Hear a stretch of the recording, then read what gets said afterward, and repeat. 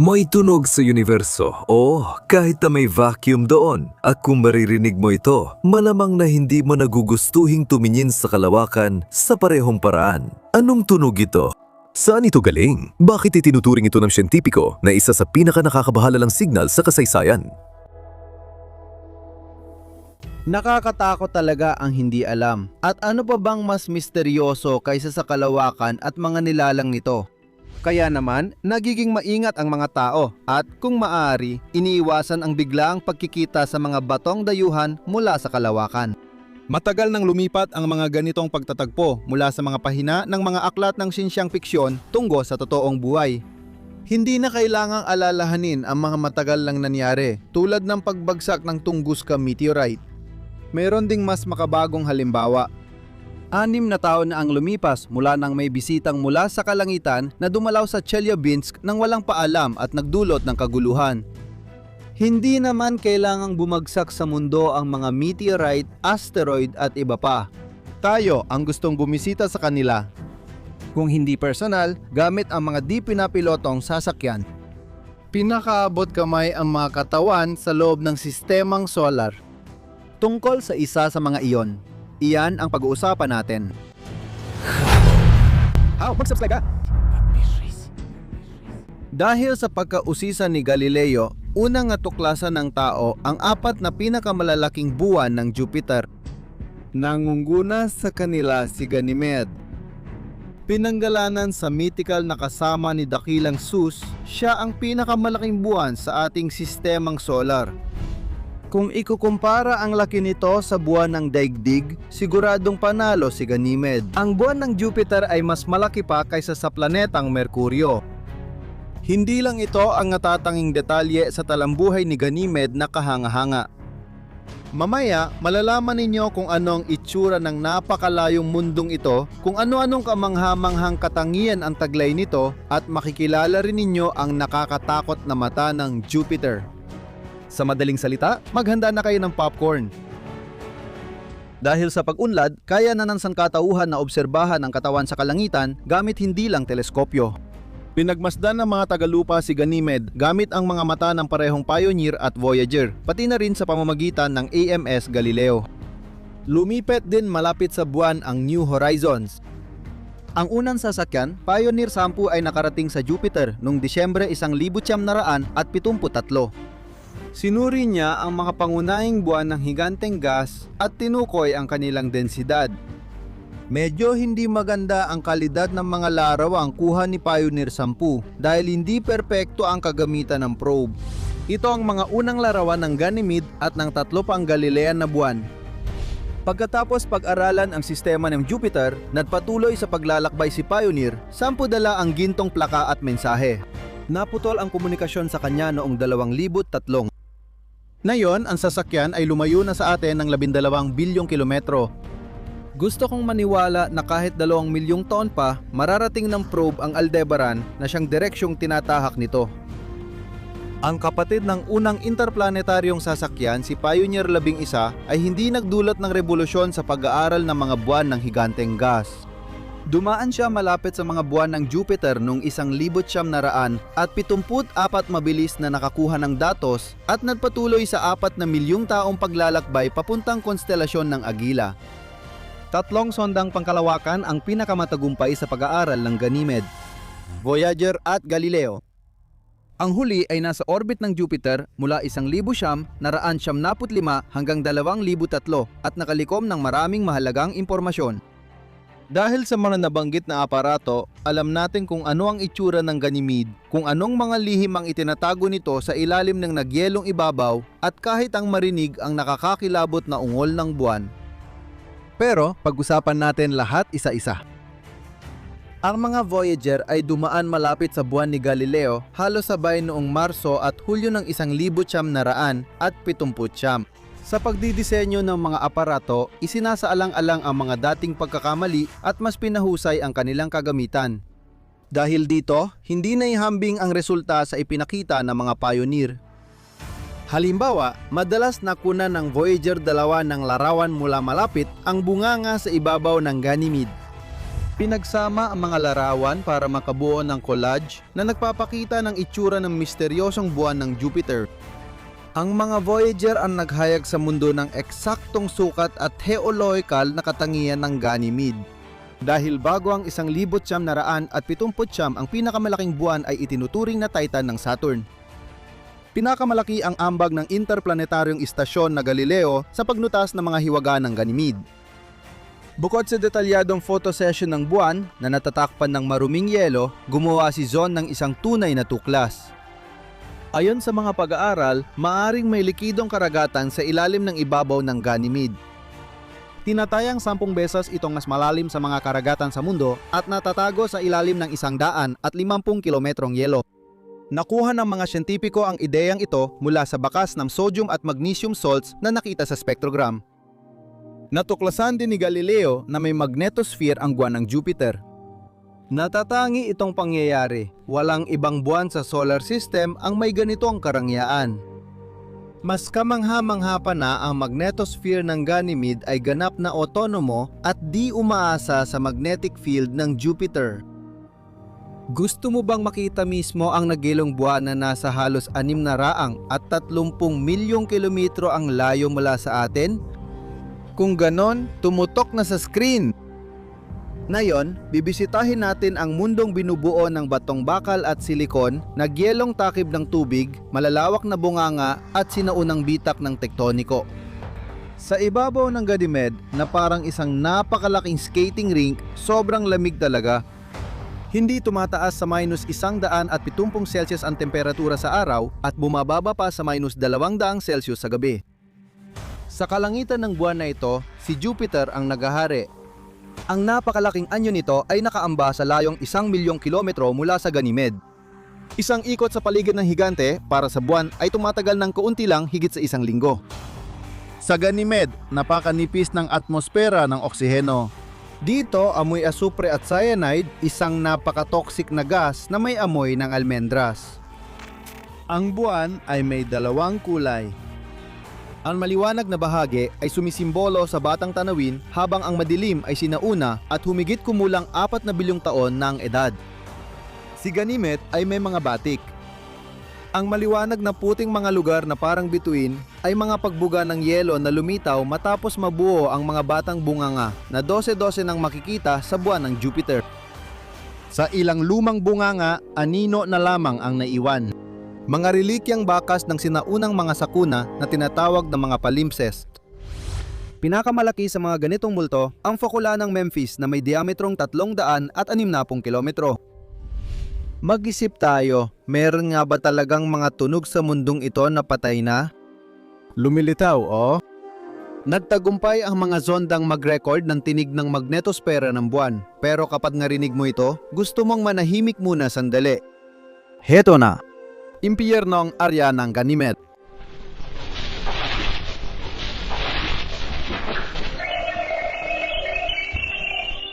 Ang tunog ay parang pinakamalakas na bagyo na posible sa mundo na sinasamahan ng malalakas na kidlat at kakaibang alingawngaw.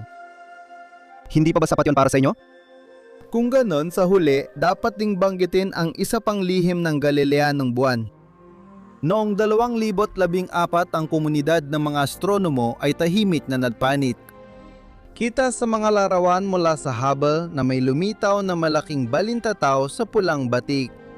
Dahil dito, ang interplanetaryong bagyo na may di pa nakikitang lakas ay naging parang isang higanteng mistikong mata. Sa kabutihang palad, walang nangyaring masama. Madali lang, ang anino ni Ganymede ay bumagsak sa ipo-ipo ng Jupiter. Sa madaling salita, napakaakit-akit ng nababalutang yelong buwan na ito, kaya't nararapat pag-aralan pa. Anong mga naiisip mo kapag pinag-uusapan ng populasyon ng tao? Hindi ba minsan may halong magkahalong damdamin? Sa pagdaan ng panahon, marami ng makabagong tagumpay ang nakamit ng sangkatauhan. Natuto, tayong gamutin ang malulubang sakit, lumika ng matatalinong makina, baguhin ang agos ng ilog, gawing hardin ang tigang na lupa, sakupin ang tuktok ng bundok at aralin ang kailaliman ng karagatan. Sa kabila nito, hindi pa rin nalalayo ang sangkatauhan sa mga barbarong tribo na patuloy sumasakop ng teritoryo, pumapatay para sa huwad na Diyos at nakabatay sa lakas. Maaring ito pa ang isa pang sagot sa kilalang paradox ni Fermi. Wala sila dahil ayaw ng kahit sino na makipag-ugnayan sa atin, sapagkat ang karamihan sa mga naninirahan sa daigdig ay masyadong agresibo at primitibo. Maaring tumagal ng mga siglo bago may tama ang aspetong yon. Samantala, ang pag-unlad ay hindi rin palaging tuloy-tuloy. Wala siyang pakialam sa mga doktrinang moral. Kaya patuloy tayong masigasig maghanap ng katulad natin sa malamig na kalawakan. Kamakailan, kumalat sa mundo ang kamangha-manghang balita. Malapit sa pinakamalapit na bituin sa atin, ang Proxima Centauri, natuklasan ng isa pang planeta. Maaring may buhay na bang umuusbong doon? Ang Proxima Centauri ay nasa 4 na taong liwanag mula sa daigdig. Tinawag itong Proxima dahil sa Latin, ibig sabihin nito ay pinakamalapit. Ang bituin ay may medyo maliit na sukat. 1.5 beses lang mas malaki ang diametro nito kaysa kay Jupiter. Kung ikukumpara sa araw, si Proxima Centauri ay 8 beses mas maliit sa masa at 7 beses mas maliit sa diametro. Sa kabuuan, ang sistema ay binubuo ng 3 bituin. 2 sa mga ito ay medyo malapit sa isa't isa. Si Proxima ay nasa halos 2 bilyong kilometro ang layo mula sa mga kasama niyang bituin. Ang pinakamalaki sa kanila, mas malaki pa sa araw natin, ay si Centauri A. Ang pinakamalapit niyang kasama ay kalahati lang ng laki niya, habang si Proxima ang pinakamaliit sa mga malalayong kapitbahay.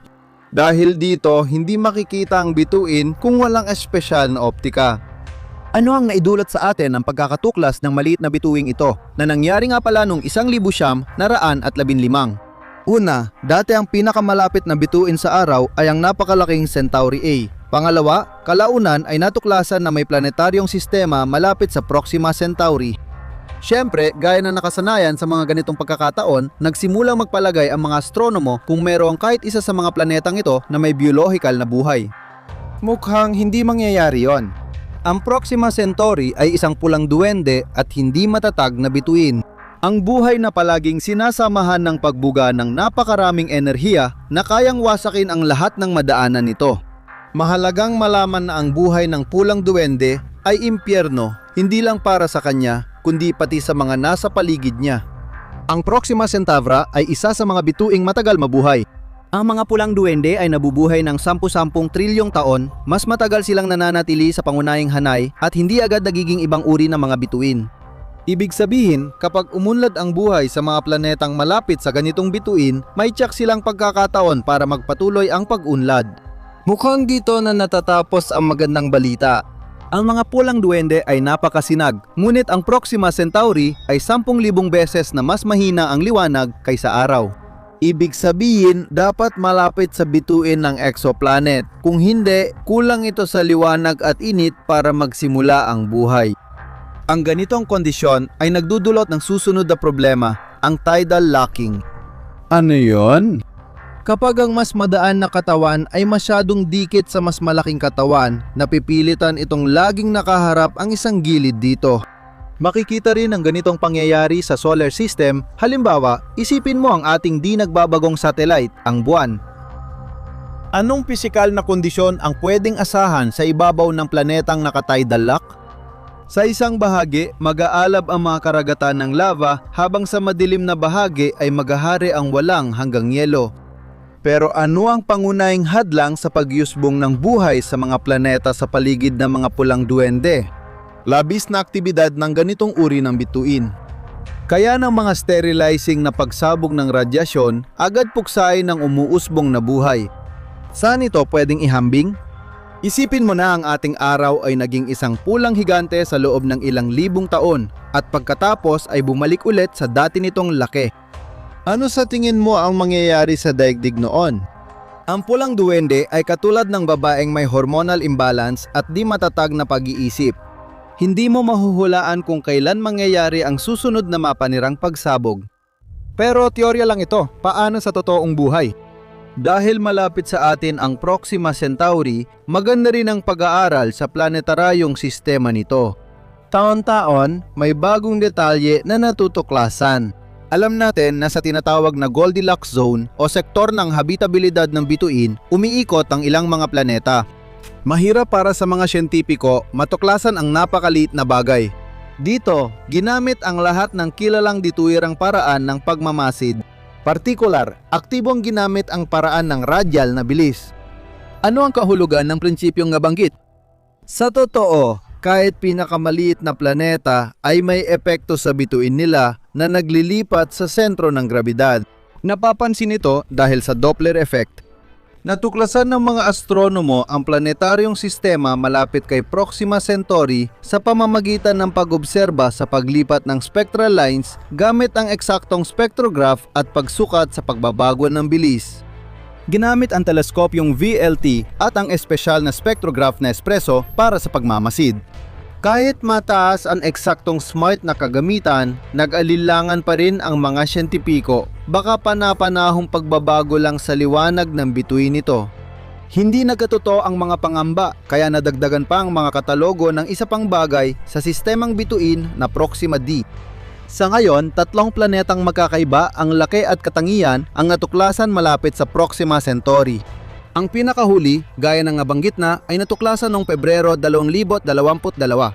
Ang mga astronomo mula European Southern Observatory sa Chile ang gumawa nito. 2 taon bago yon, inanunsyo ng mga siyentipiko ang pag-iral ng Proxima C. Ano ang itsura ng bagong natuklasang planeta na Proxima D ayon sa mga astronomo?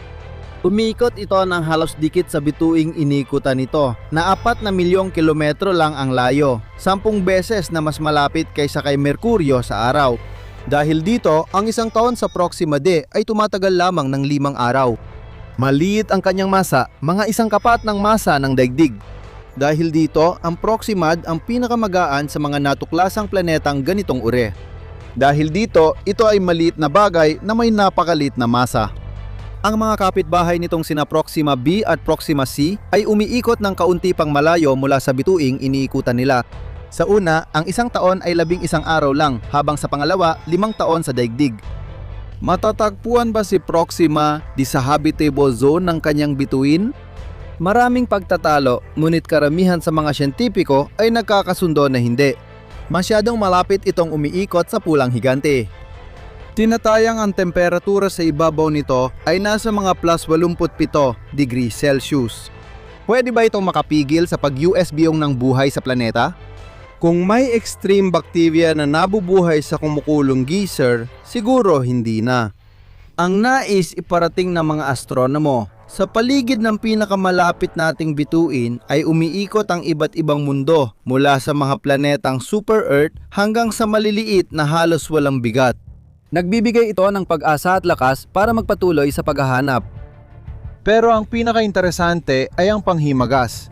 Mayroon na bang naitalang mga signal na nagmula sa loob ng sistemang bituin ng Proxima Centauri? Lumabas na Nangyari ito noong Disyembre 2020. Agad nilang tinawag ang signal na BLC-1 at masusing pinag-aralan ito. Natanggap ang mensahe mula sa Proxima Centauri gamit ang teleskopyo ng Parkes Observatory sa Australia. Nagsimula ang kaukulang programa noong 2015 pa at ang layunin nito ay maghanap ng mga signal mula sa mga dayuhan. Malinaw na ang unang bagay na tinutukan ng mga astronomo ay ang pinakamalapit na bituin sa atin, ang Proxima Centauri. Matapos ang 5 taon, nakuha na ang resulta.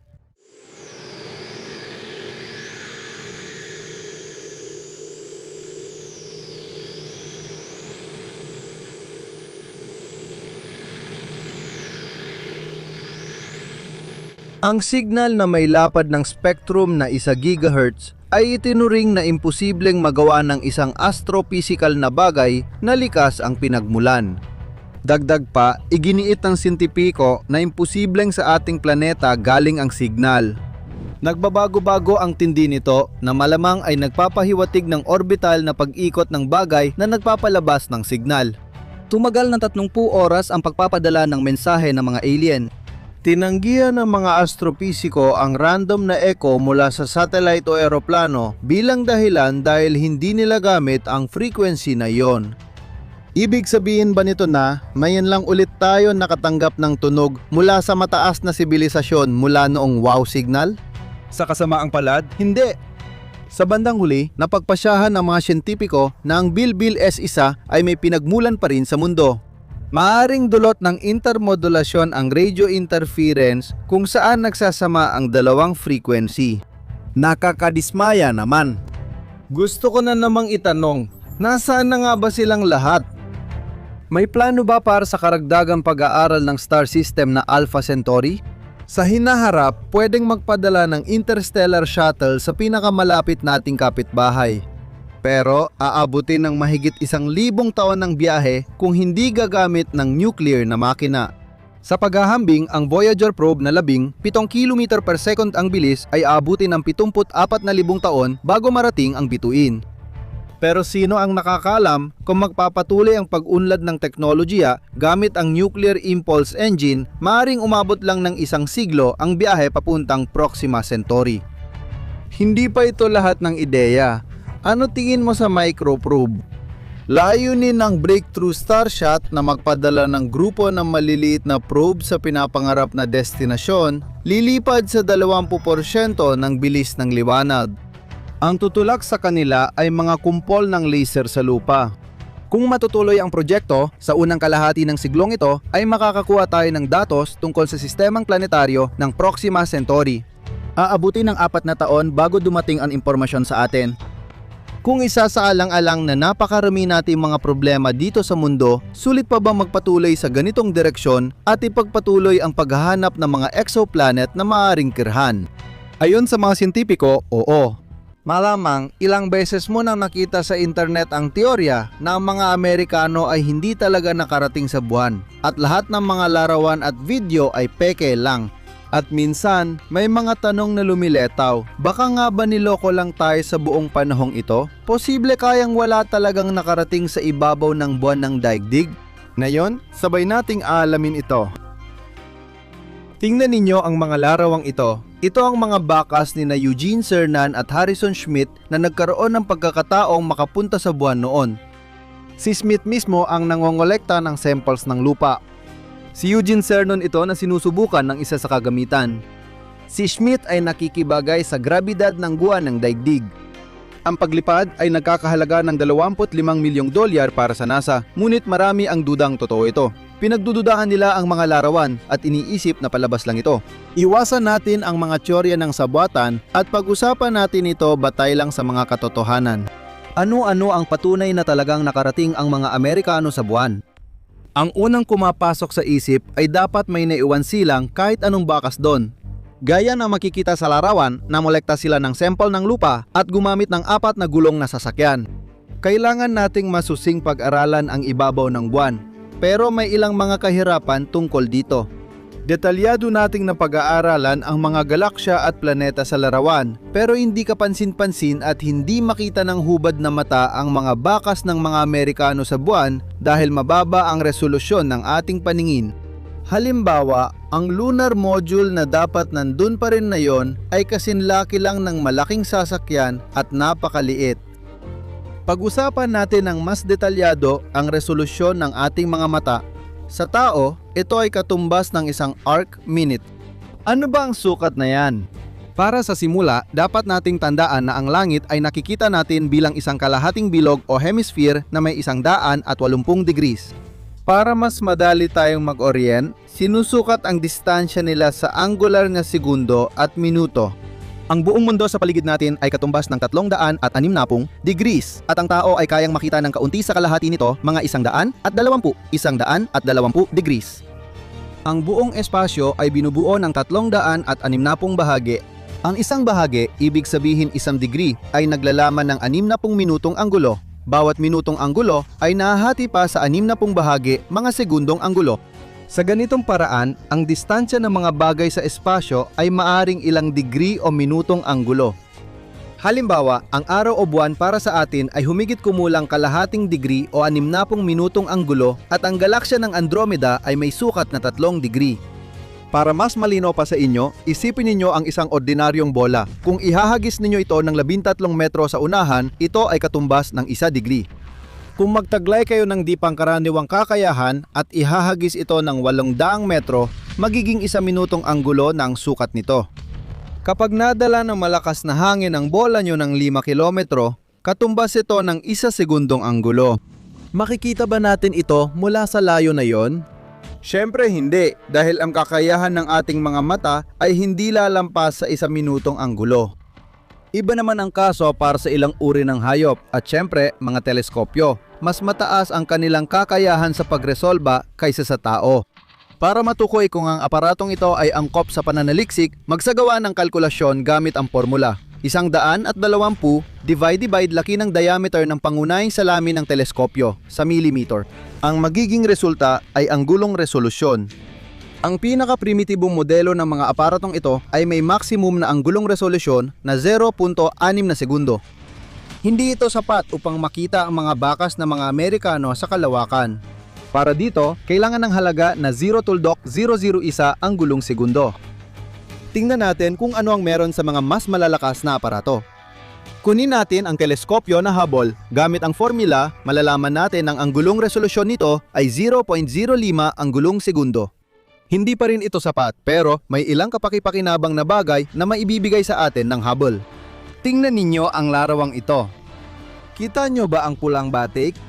Dito lumapag noon ang Apollo 17 pero hindi natin ito masilip ng mas malapitan.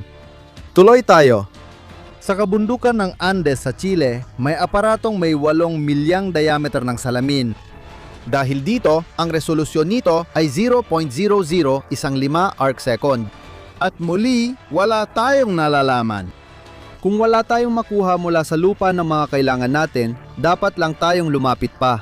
Buti na lang maraming satellite ng iba't ibang bansa ang lumilipad sa kalawakan.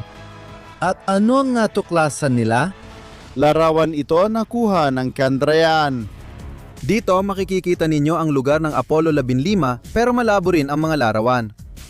Iba naman ang kaso sa aparatong Kaguya na gawa sa Japan. Gumamit sila ng stereoscopic na larawan para i-record ang mga bagay sa ibabaw ng buwan. Dahil dito, nagawang buuin muli ng mga siyentipiko ang 3 dinaan ng buwan ng Earth. Ikinumpara ang mga materyales sa mga larawang kuha ng mga Amerikano sa buwan at walang natuklasang hindi tugma o mali.